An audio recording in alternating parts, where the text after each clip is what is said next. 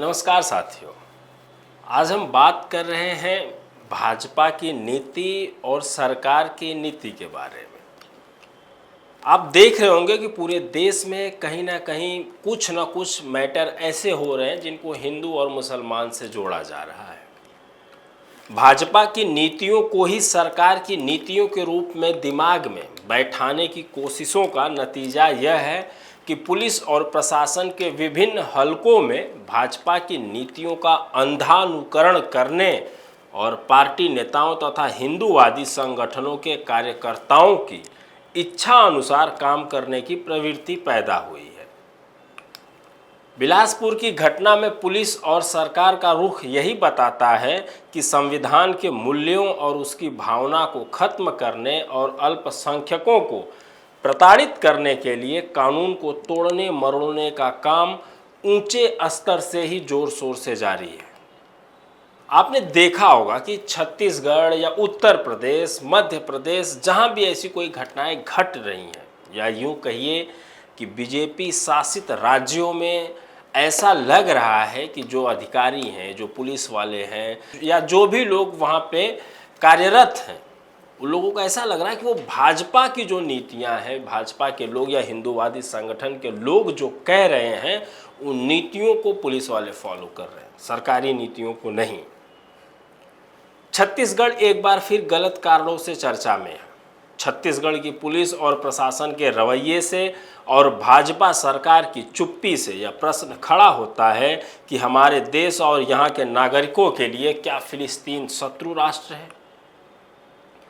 इससे पहले जून में छत्तीसगढ़ तब चर्चा में आया था जब भाजपा सरकार के आने के 3 दिन बाद ही उत्तर प्रदेश से आए 3 पशु व्यापारियों और परिवहन कर्मियों की आरएसएस और भाजपा से जुड़े गौ गुंडों ने हत्या कर दी थी। यह मॉब लिंचिंग का मामला नहीं था, बल्कि यह हत्या का सुनियोजित मामला था। यह ऐसा मौका था जब भाजपा सरकार अल्पसंख्यकों को यह भरोसा दे सकती थी कि उसके राज में अल्पसंख्यकों पर अत्याचार नहीं होगा और जाति धर्म से परे सभी नागरिकों को सम्मान, व्यवहार और कानूनी प्रक्रिया से यह सुनिश्चित किया जाएगा। लेकिन इसके विपरीत सरकार द्वारा गठित एक एसआईटी के जरिए सभी मृतकों द्वारा आत्महत्या किए जाने का फर्जी निष्कर्ष निकालकर वास्तविक हत्यारों को बरी कर दिया गया। इस घटना का पूरे देश में विरोध हुआ, लेकिन भाजपा और उसकी सरकार को कोई फर्क नहीं पड़ा।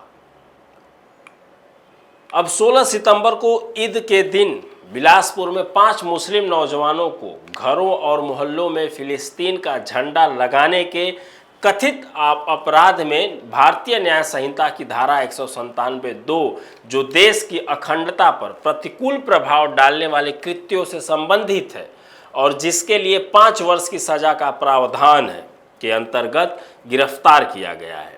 यह घटना उस शहर में हुई जिसे छत्तीसगढ़ की न्यायधानी माना जाता है, क्योंकि प्रदेश का उच्च न्यायालय यहाँ पर है और प्रदेश यह भी कहा जाता है कि पूरी घटना उच्च न्यायालय की नाक के नीचे हुई है। यह गिरफ्तारियां संघी गिरोह से जुड़े लोगों और संगठनों की इस शिकायत के बाद की गई थी कि फिलिस्तीन का झंडा फहराने वाले लोग आतंकवादी हैं और ऐसा कृत्य देशद्रोह है। पूरे मामले को हिंदू बना मुस्लिम का बनाकर मुस्लिम समुदाय के खिलाफ आग उगलने वाले वीडियो भी सोशल मीडिया में वायरल किए गए। धर्मनिरपेक्ष सोच रखने वाले नागरिक मंच के साथ मिलकर मुस्लिम समुदाय द्वारा किए गए कड़े प्रतिरोध के बाद जिला प्रशासन को गिरफ्तार युवकों को जमानत देने के लिए बाध्य होना पड़ा।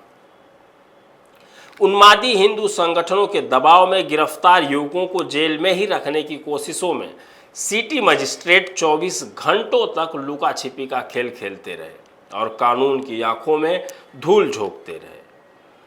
ये उन्मादी संगठन मुस्लिमों को आतंकवादी बताकर उन्हें बिलासपुर और छत्तीसगढ़ में न रहने देने तथा मुस्लिमों के खिलाफ हिंदुओं को हथियार उठाने और अपनी रक्षा के लिए हिंदू समाज का सशस्त्रीकरण करने के लिए गैर कानूनी बात खुले तौर पर आम सभाओं में कर रहे थे।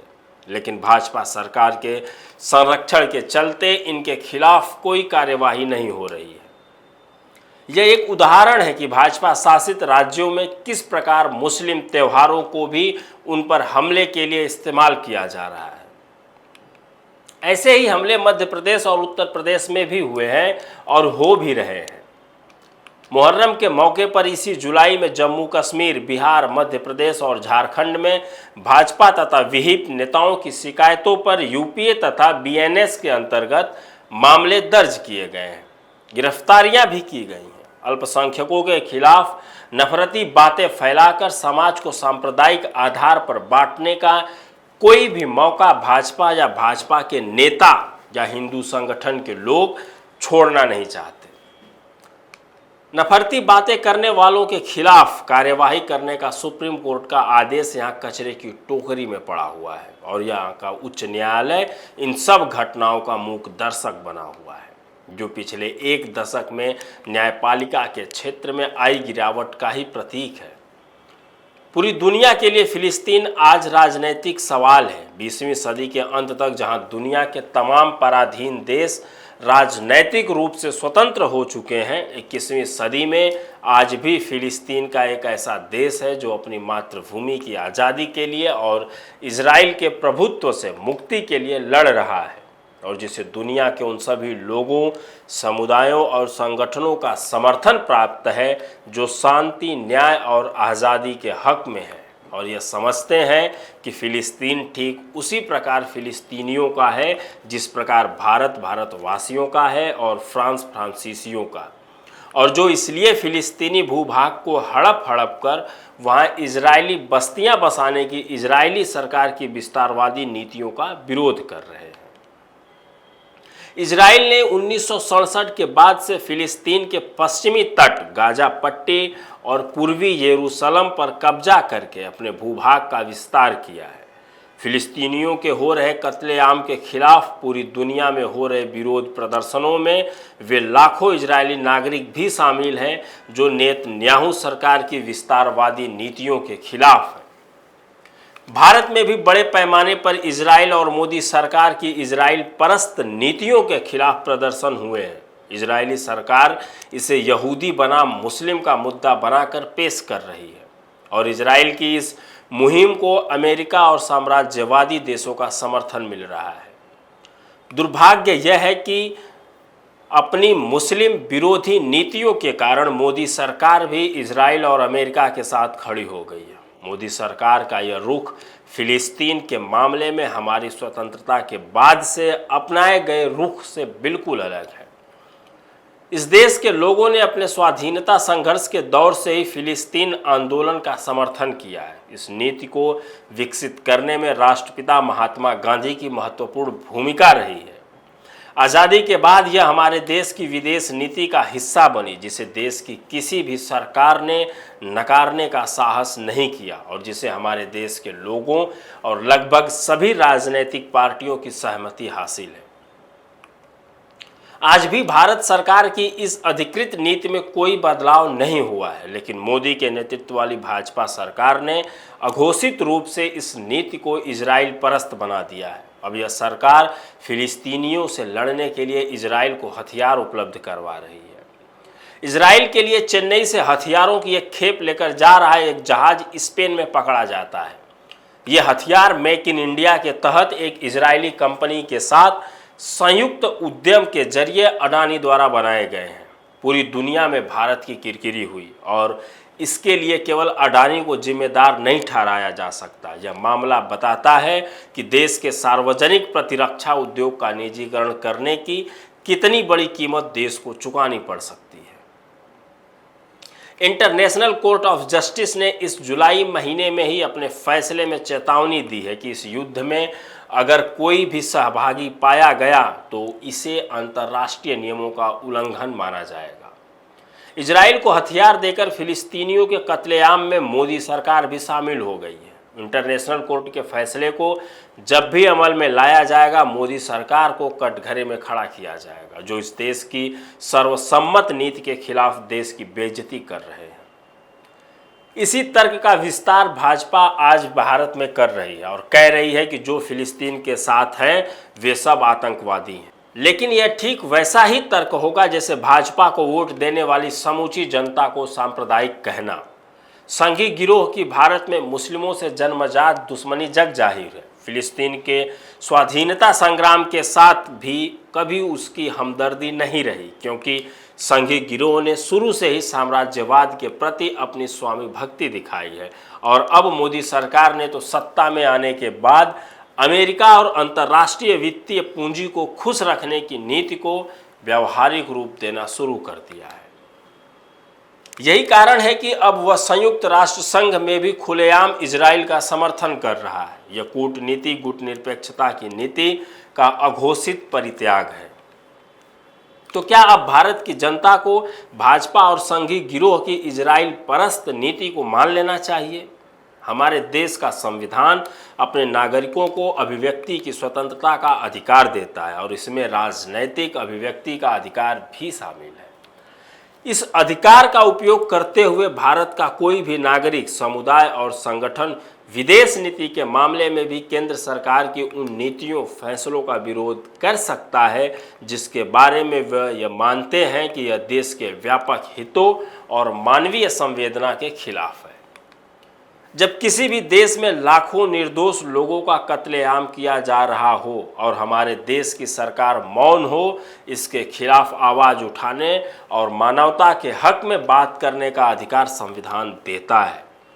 फिर फिलिस्तीनियों के लिए समर्थन जताना, वहाँ हो रहे कत्लेआम पर आंसू बहाकर दुख का इजहार करना और फिलिस्तीनी झंडे को फहराना देश के किसी कानून का उल्लंघन कैसे हो सकता है? जब पूरी दुनिया में ईद का त्यौहार मनाया जा रहा था तो ईद की खुशी में फिलिस्तीनियों के कत्लेआम का गम भी शामिल था और मानवीय संवेदना के साथ लोग इस गम का भी इजहार कर रहे थे। अब फिर वही सवाल, क्या फिलिस्तीन भारत का शत्रु राष्ट्र है? भारत सरकार का आधिकारिक रुख तो यही है कि फिलिस्तीन हमारा मित्र राष्ट्र है, लेकिन प्रदेश में पुलिस के एक उच्च पदाधिकारी ने मीडिया को बयान दिया है कि उसने फिलिस्तीनी झंडे फहराने वाले युवकों के खिलाफ मामला दर्ज कर लिया है और अब यह तय करने का अधिकार अदालत को है। तो अब यह सवाल भी बनता है कि इस देश की विदेश नीति और कौन सा देश मित्र राष्ट्र होगा और कौन सा शत्रु राष्ट्र, यह तय करने का अधिकार केंद्र सरकार ने संसद से छीनकर प्रशासन और अदालतों को सौंप दिया है। क्या हमारी पुलिस, हमारे प्रशासन और देश के संघीय ढांचे के तहत छत्तीसगढ़ राज्य सरकार की भी न्यूनतम अक्लमंदी मारी गई है? यह कानून के दुरुपयोग का और मुस्लिम समुदाय को उसकी राजनैतिक अभिव्यक्ति के लिए उत्पीड़ित करने में उन्हें डराने धमकाने का सीधा मामला बनता है। लेकिन यह गड़बड़ झाला है क्यों? दरअसल मोदी के राज ने सरकार और पार्टी का बारीक अंतर मिटाने की सुनियोजित कोशिश की है। यह स्थापित करने की कोशिश की जा रही है कि अब भाजपा ही सरकार है और सरकार ही भाजपा है। भाजपा की नीतियों को ही सरकार की नीतियों के रूप में दिमाग में बैठाने की कोशिशों का नतीजा यह है कि पुलिस और प्रशासन के विभिन्न हलकों में भाजपा की नीतियों का अंधानुकरण करने और पार्टी नेताओं तथा हिंदूवादी संगठनों के कार्यकर्ताओं की इच्छानुसार काम करने की प्रवृत्ति पैदा हुई है। बिलासपुर की घटना में पुलिस और सरकार का रुख यही बताता है कि संविधान के मूल्यों और उनकी भावनाओं को खत्म करने और अल्पसंख्यकों को प्रताड़ित करने के लिए कानून को तोड़ने मरोड़ने का काम ऊंचे स्तर से ही जोर शोर से जारी है। देश की एकता अखंडता पर खतरा मंडरा रहा है और यह खतरा भाजपा और संघीय गिरोह की ओर से आ रहा है। देश की धर्मनिरपेक्ष जनता को एकजुट होकर इस खतरे का मुकाबला करना होगा। तो ये आज जिस मुद्दे पे हमने बात की, ये हमारे किस्सा गोई ऑफ हिस्ट्री का एक मुद्दा है। लगभग 1 साल से ऊपर हो गया इजराइल और फिलिस्तीन के युद्ध में, लेकिन किस तरीके से पूरे देश में इस युद्ध, इन दोनों देशों के युद्ध ने किस तरीके का माहौल बनाया हुआ है, किस तरीके से जातिगत टिप्पणियों में बट रहा है, ये आप देख रहे हैं। फिलहाल इसका सबसे ज़्यादा असर भारत में हो रहा है कि किस तरीके से भारत में हिंदू बनाम मुस्लिम चीज़ें की जा रही हैं, या दंगे हो रहे हैं, या इजराइल और फिलिस्तीन के समर्थक बढ़ रहे हैं।